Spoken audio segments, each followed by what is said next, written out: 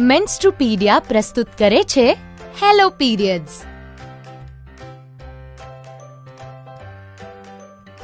આ વાર્તા છે 3 બહેનપણીઓની, જે આજે આપણી સાથે એક ખૂબ જ જરૂરી અને મજાનો વિષય શીખવાની છે. તો તમારા મગજના બધા દરવાજા ખોલી દો અને કાનોને સાવધ રાખો. આવો મળીએ પિંકીને. એ આજે પૂરા 9 વર્ષની થઈ ગઈ છે.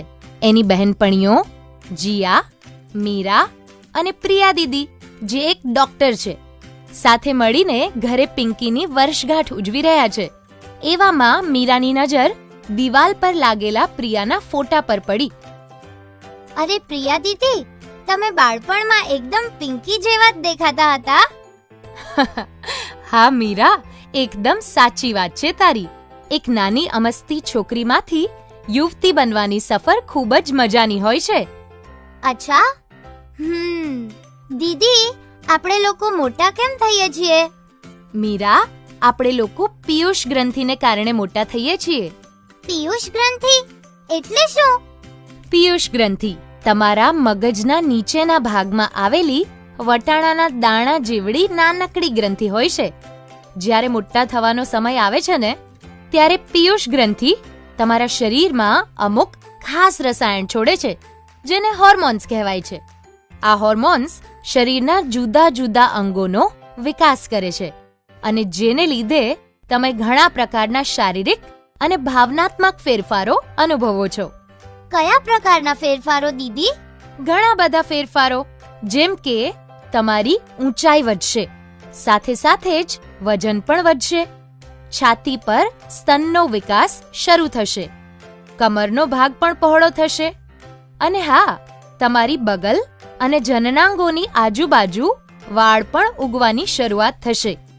આ બધા ફેરફારોની સાથે સાથે અમુકવાર તમને તમારી યોનિમાંથી સફેદ ભીનો પદાર્થ નીકળતો દેખાશે, જેને યોનિ સ્ત્રાવ કહે છે. આ એકદમ નોર્મલ કહેવાય અને ચિંતાની કોઈ જ જરૂર નથી. દીદી, યોનિ એટલે એ જ જગ્યા ને જ્યાંથી આપણે પેશાબ કરીએ છીએ? ના પિંકી, યોનિ અલગ હોય છે. જો હું તને વિસ્તારથી સમજાવું. આપણા 2 પગની વચ્ચે 3 છિદ્ર હોય છે. સૌથી ઉપર હોય છે મૂત્રમાર્ગ. આ નાના છિદ્રમાંથી પેશાબ બહાર આવે છે. એની નીચે આવે છે યોનિ. આ છિદ્ર મૂત્રમાર્ગ કરતા થોડું મોટું હોય છે. બાળકનો જન્મ આ યોનિ માર્ગથી જ થાય છે, અને સૌથી છેલ્લે મળદ્વાર હોય છે. અહીંથી શરીરમાંથી મળ બહાર નીકળે છે. દીદી, છોકરીઓની જેમ શું છોકરાઓમાં પણ મોટી થતી વખતે બદલાવ આવે છે? બિલકુલ જીયા. છોકરાઓ ઝડપથી લાંબા થાય છે. એમની છાતી અને જનનાંગોની આજુબાજુ વાળ ઉગવા માંડે છે. એમનો અવાજ ભારી થાય છે, અને ચહેરા પર દાઢી ઉગવા માંડે છે. છોકરાઓ અને છોકરીઓ બંનેમાં મોટા થતી વખતે બદલાવ આવે છે.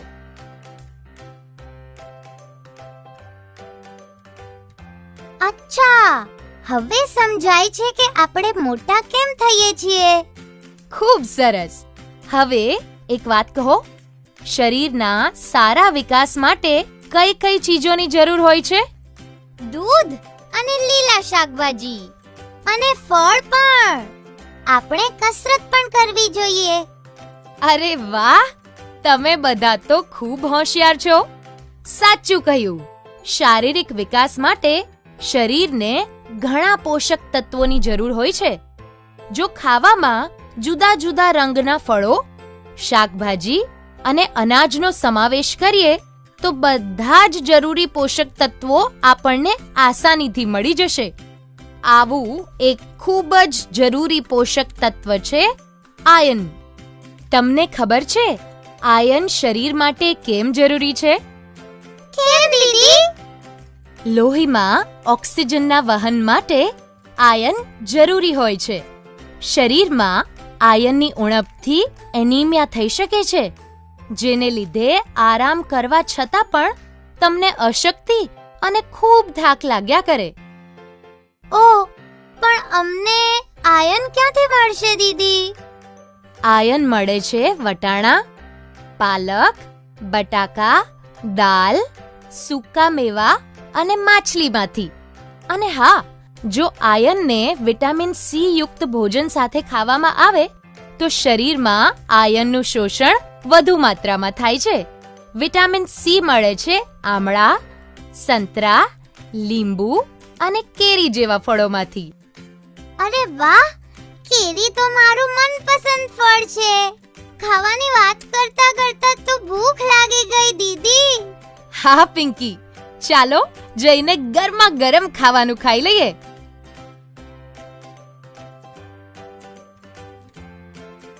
જમતી વખતે જીયાને પોતાના અંડરવેરમાં કંઈક ભીનું ભીનું લાગ્યું. એ તરત જ બાથરૂમમાં ગઈ. બાથરૂમમાં જઈને એણે પોતાના અંડરવેરમાં જોયું તો એ ચોંકી ગઈ. એના અંડરવેરમાં લોહી લાગ્યું હતું. જીયાની સાથે આવું પહેલી જ વાર થયું હતું. એને કંઈ જ સમજાતું નહોતું કે આવું કેમ થઈ રહ્યું હતું. પણ પ્રિયા દીદીને બધી જ ખબર હતી. ગભરાવાની કોઈ જરૂર નથી જીયા. તને પહેલી વાર પીરિયડ્સ આવ્યા છે. આ સાવ સામાન્ય વાત છે. આ બધી જ છોકરીઓ અને સ્ત્રીઓને થાય છે. આ લે સેનેટરી પેડ. આ લોહીને શોષી લેશે જેથી તારા કપડાં ખરાબ ના થાય. તમારા બધાના મનમાં ઘણા બધા પ્રશ્નો થઈ રહ્યા હશે, હે ને? આવા જ કંઈક પ્રશ્નો લઈને પિંકી, મીરા અને જીયા પ્રિયા દીદી પાસે પહોંચ્યા. દીદી, પીરિયડ્સ એટલે શું? છોકરીઓને લોહી કેમ નીકળે છે દીદી? આમાં દુખાવો પણ થાય? સેનેટરી પેડ એટલે શું? અરે કહું છું. હું તમારા બધા પ્રશ્નોના એક પછી એક જવાબ આપીશ. પીરિયડ્સમાં દર મહિને યોનિમાંથી 3 થી 7 દિવસ સુધી થોડું થોડું લોહી નીકળે છે. પહેલા દિવસે સૌથી વધુ લોહી નીકળે છે અને પછી લોહીનો સ્ત્રાવ ઓછો થતો જાય છે. સામાન્ય રીતે 10 થી 15 વર્ષની વચ્ચે બધી છોકરીઓને પીરિયડ્સ આવવાનું શરૂ થઈ જાય છે. પણ દીદી, આપણને પીરિયડ શું કામ આવે છે? પીરિયડ્સ એક મહત્વની પ્રક્રિયા છે પિંકી. આ જ કારણે આપણને આ જીવન મળ્યું છે.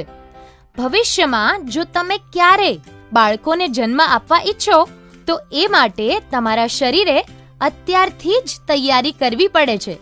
પીરિયડ્સ આ જ તૈયારીનું પરિણામ છે. અચ્છા, એક વાત કહો, શું તમને ખબર છે શરીરમાં બાળકો ક્યાં બને છે? પેટમાં. ના, ગર્ભાશયમાં. એકદમ સાચું કહ્યું મીરા. ગર્ભાશય આપણા શરીરના નીચલા ભાગમાં હોય છે. મોટા થતી વખતે અમુક ઉંમર પછી આપણું ગર્ભાશય ભવિષ્યમાં આવનાર બાળક માટે તૈયારી કરે છે. આને માટે દર મહિને ગર્ભાશયની અંદરની સપાટી પર લોહી અને નરમ પેશીઓનું એક પાતળું પડ બને છે. આ પડ બાળકના પોષણ માટે જરૂરી હોય છે. પણ જ્યાં સુધી તમે ગર્ભવતી ન થાઓ ત્યાં સુધી તમારા ગર્ભાશયને આ નરમ પેશીઓ અને લોહીના પાતળા પડની જરૂર નથી હોતી. તેથી દર મહિને આ પડ લોહીના રૂપમાં યોનિમાંથી બહાર નીકળે છે, જેને આપણે પીરિયડ્સ કહીએ છીએ. અચ્છા, હવે સમજાયું કે પીરિયડ્સમાં લોહી કેમ નીકળે છે. પણ દીદી, આ લોહી નીકળવાથી આપણને કોઈ નુકસાન તો નથી થતું ને?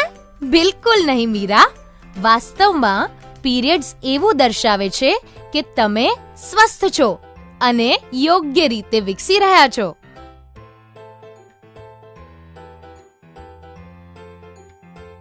દીદી, પીરિયડ્સ કેમ આવે છે એ તો સમજાઈ ગયું. પણ શું આપણે આગળથી જાણી શકીએ કે આપણા પીરિયડ્સ બીજી વાર ક્યારે આવશે? ચોક્કસ જાણી શકીએ. દરેક છોકરીને એના પીરિયડ્સ નિયમિત સમયે આવતા હોય છે. આ સમયગાળો માસિક ચક્રનો સમયગાળો હોય છે. જો હું એક ઉદાહરણ આપીને સમજાવું.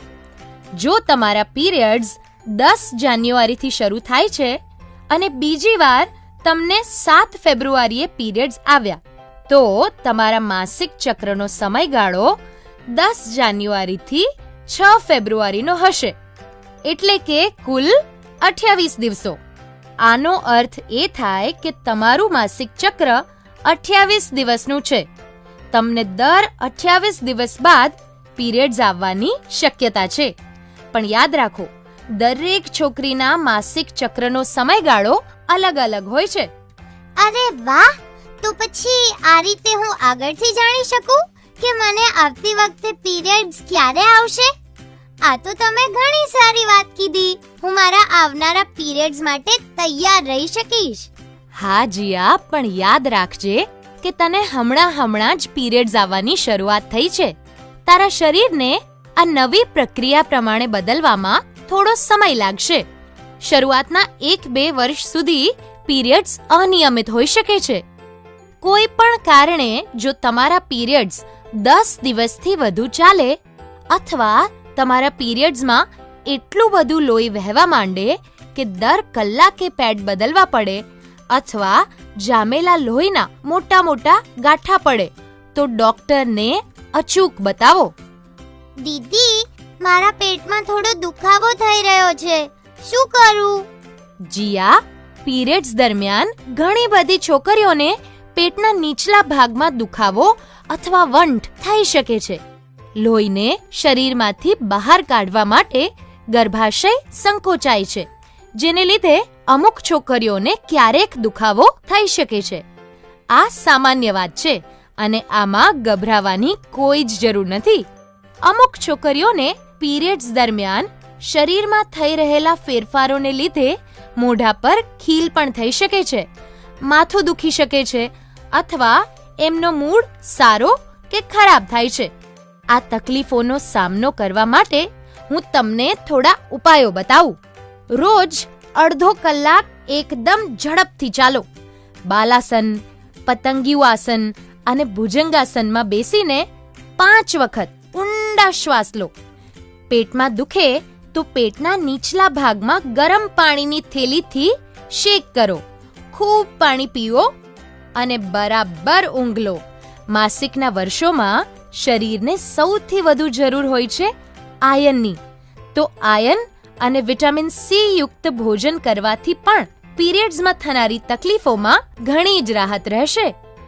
તો શું આ પીરિયડ્સ આપણને આખી જિંદગી રહેશે? ના મીરા, પીરિયડ્સ 45 થી 55 વર્ષની ઉંમરની વચ્ચે પોતાની જાતે જ બંધ થઈ જાય છે અને એને મેનોપોઝ કહે છે. તો એનો અર્થ એ કે આપણી મમ્મીઓને પણ પીરિયડ્સ આવે છે? હા પિંકી, જ્યાં સુધી તેઓ 45 કે 55 વર્ષના ના થાય ત્યાં સુધી એમને પણ પીરિયડ્સ આવતા રહેશે. હું તો કહીશ કે તમે બધા પોતપોતાની મમ્મીઓ સાથે પીરિયડ્સ વિશે વાત કરો, કારણ કે મોટે ભાગે છોકરીઓના પીરિયડ્સના અનુભવો એમની મમ્મીઓના અનુભવો જેવા જ હોય છે.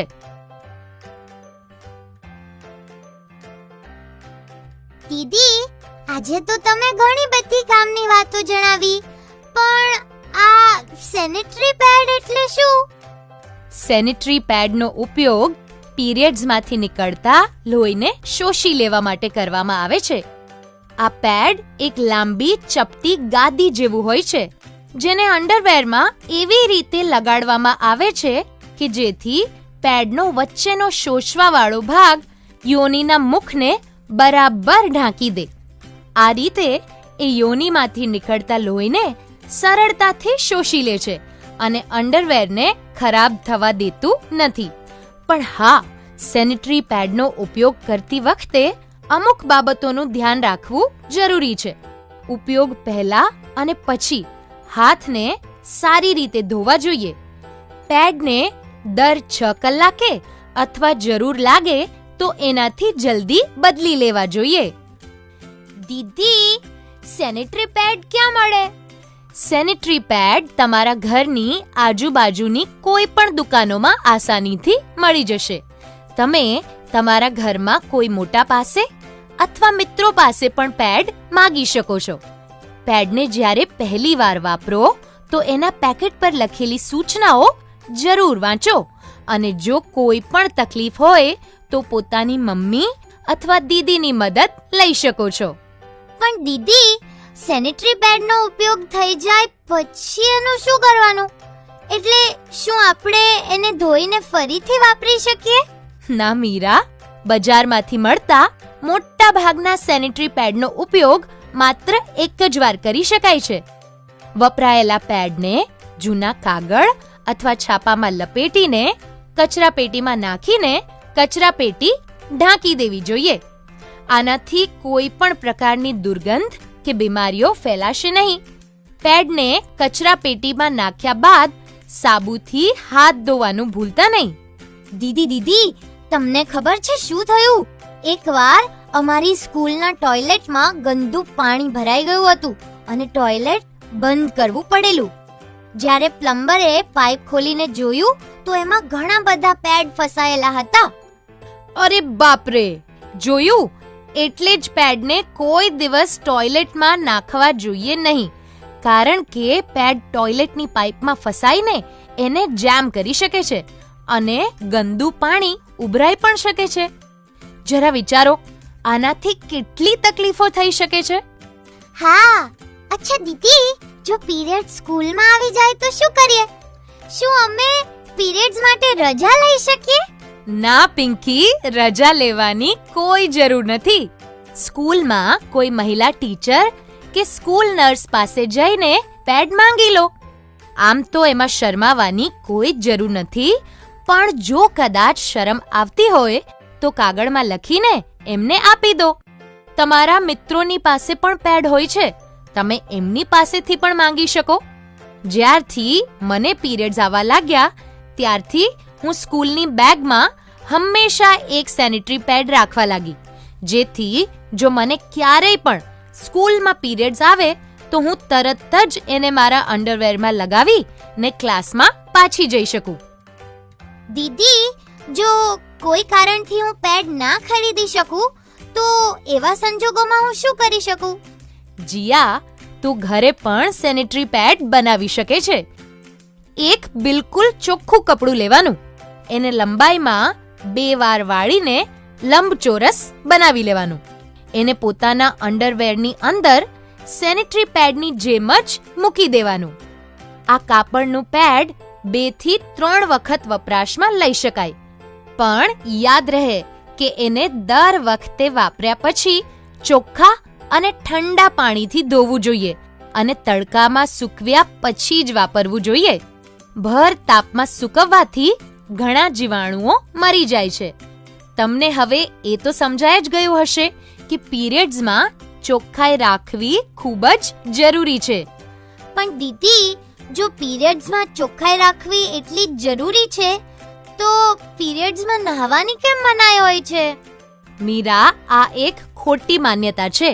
ખરેખર તો પીરિયડ્સમાં નહાવું ખૂબ જ જરૂરી છે. ચાલો, હું તમને પીરિયડ્સ દરમિયાન ચોખ્ખાઈ રાખવાના અમુક ઉપાયો જણાવું છું. પીરિયડ્સ દરમિયાન દિવસમાં ઓછામાં ઓછું 1 વાર જરૂર નહાવું. પોતાની બ્રા, અંડરવેર, પેટીકોટ વગેરે ધોયેલા જ પહેરવા અને એમને દરરોજ બદલવા. પોતાના પેડને નિયમિત રીતે બદલો. પેડના ઉપયોગ પહેલા અને પછી હાથ બરાબર રીતે ધુઓ. ટોયલેટના ઉપયોગ બાદ જનનાંગોના ભાગને પાણીથી સાફ કરો અને લૂછી નાખો. અને યાદ રાખો કે યોનિની અંદર સાબુ કે ડિયોડરન્ટનો ઉપયોગ ક્યારેય પણ ન કરવો, કારણ કે યોની પોતાને જાતે જ સાફ અને સંતુલિત રાખે છે. પોતાની જાતને સાફ રાખશો તો જ તો સ્વસ્થ રહેશો. દીદી, જો અમે પીરિયડ્સમાં ચોખ્ખાઈ રાખીશું તો અપવિત્ર પણ નહીં થઈશું, હે ને? મીરા, પીરિયડ્સમાં પવિત્ર કે અપવિત્ર જેવું કંઈ જ હોતું નથી. પીરિયડ્સ તો એક બિલકુલ કુદરતી પ્રક્રિયા છે જે બતાવે છે કે આપણું શરીર એકદમ સ્વસ્થ છે. તું પોતાના શરીર વિશે જેટલું વધારે જાણશે, તારો આત્મવિશ્વાસ એટલો જ વધશે અને આ બધી જ ખોટી માન્યતાઓ પણ દૂર ભાગશે.